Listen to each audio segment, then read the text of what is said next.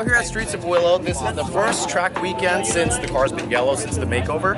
So first track weekend of the whole season really. I haven't driven since February. Same setup, club racers, stock suspension, stock power.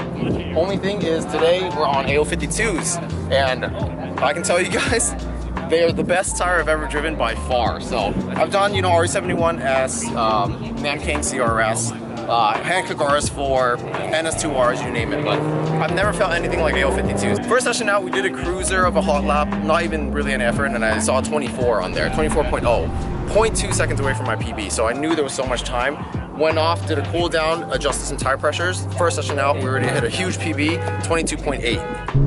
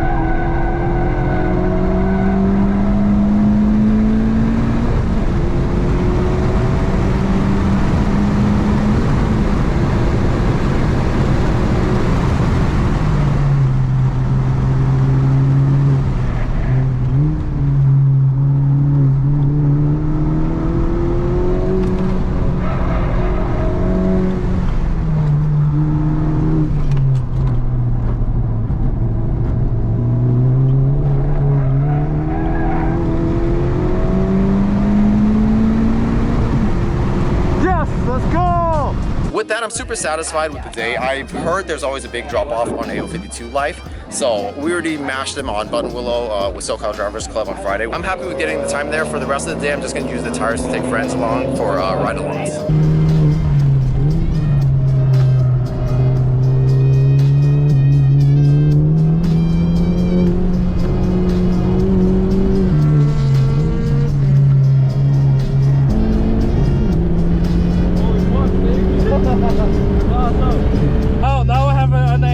The brake, how right. You know what I mean? How hard you can, yeah, right? I have more. Yeah, you brake a lot later than I do for sure. Braking? Yeah, you brake a lot later. Yeah, you can always brake later than you think.